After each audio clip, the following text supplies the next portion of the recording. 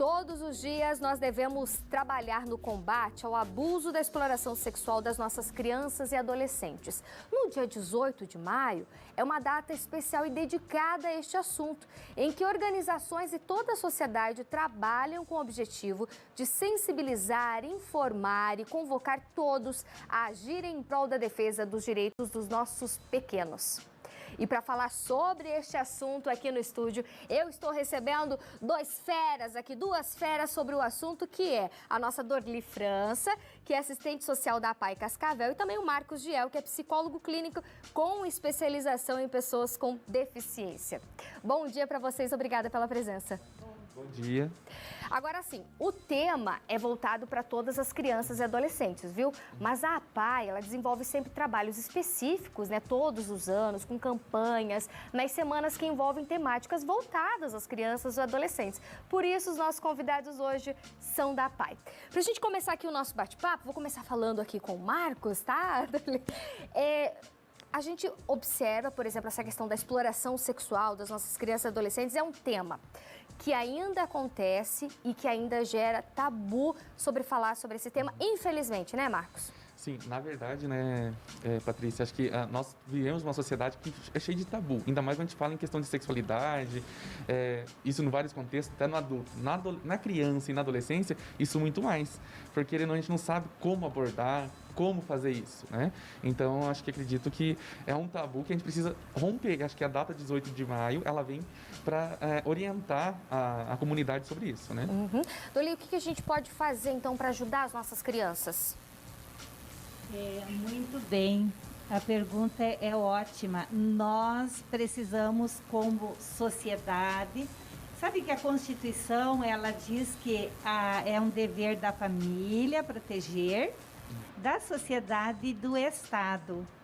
Então, assim, em primeiro lugar, é a família que tem que proteger a criança, né? A criança tem que se sentir protegida dentro da família dela. Caso isso não aconteça, a sociedade tem que intervir também, né? Tem que olhar, hoje nós precisamos olhar a casa do nosso vizinho, ver como é que está, se está tudo bem, né? Como é que estão as crianças. Caso isso também não aconteça, aí entra o Estado, né? Para dar segurança a essas crianças. Nossas crianças, nossos adolescentes precisam ser protegidos, porque eles são uma camada vulnerável da sociedade. Com certeza. Agora, Marcos, como que as pessoas elas podem fazer para identificar, então, se uma criança, um adolescente, ela está sofrendo algum tipo de abuso? Bom, eu acredito que como nós somos, vamos falar da pessoa com deficiência, a criança típica, ela já é difícil para a criança relatar ou até dizer o que está acontecendo com ela, né? Então vamos pensar em dois aspectos, com a criança com deficiência e com a criança típica. A criança típica, ela demonstra os sinais de insegurança, medo, dificuldades nas habilidades de autocuidado, né? Questão de não cuidar do próprio corpo, tristeza profunda, terror noturno, talvez não, né? Tem os estudos científicos que comprovam que altera até a questão da compulsão alimentar, ou altera as questões de crianças que não querem se alimentar.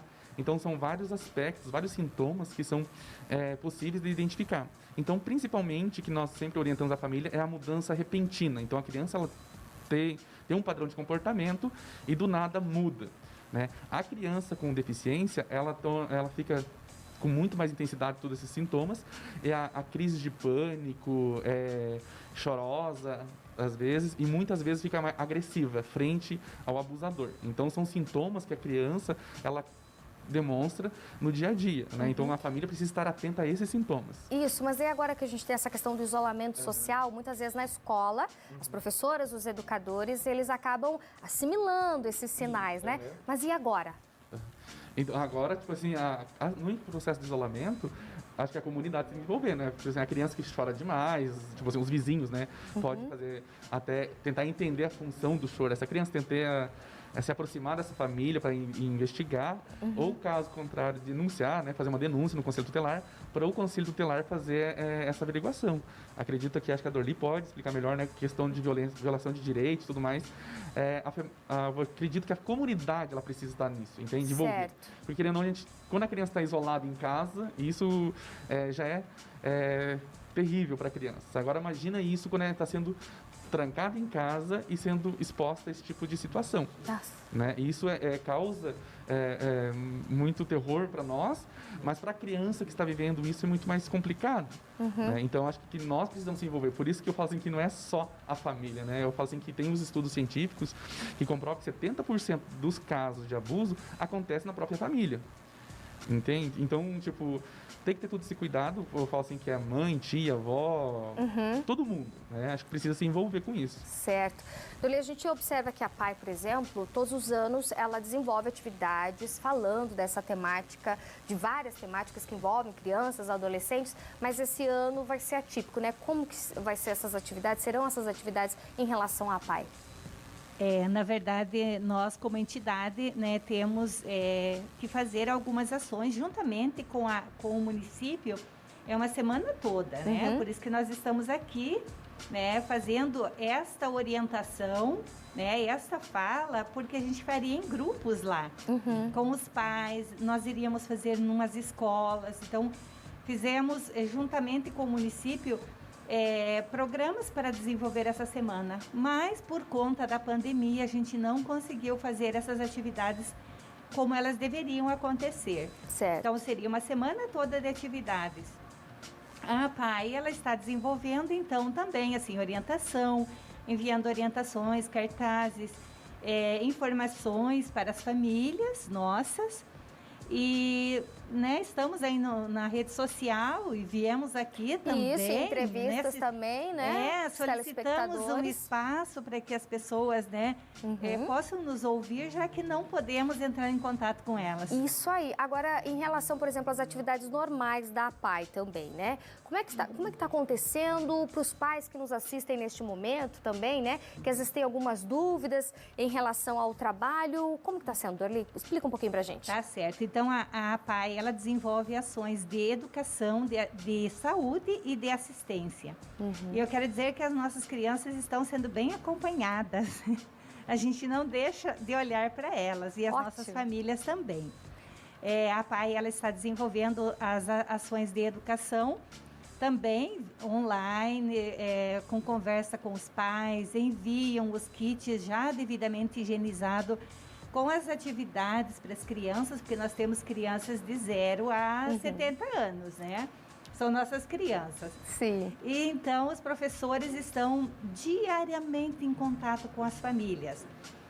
Eu, do Serviço Social, e mais a minha equipe que está lá, caso a família não dê uma resposta, a gente vai entrar em contato, vai numa busca ativa para saber o que está acontecendo.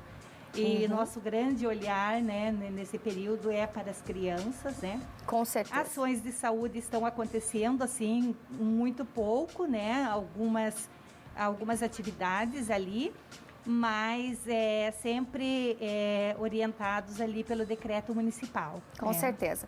Quero agradecer então a presença. Eu conversei aqui com Dorli França, ela que é assistente social da PAI aqui de Cascavel, e também com o psicólogo Marcos Giel, que também desenvolve todo um trabalho aqui na PAI de Cascavel. Muito obrigada, viu? Nós é que agradecemos. E quero dizer então que para as famílias, né, que cuidem dos seus filhos, né, dos seus menores, porque amar é cuidar. Isso, amar é cuidar, viu, gente? Viram só que frase bonita aqui da nossa Dorli. Muitíssimo obrigada mais uma vez para vocês, viu, gente?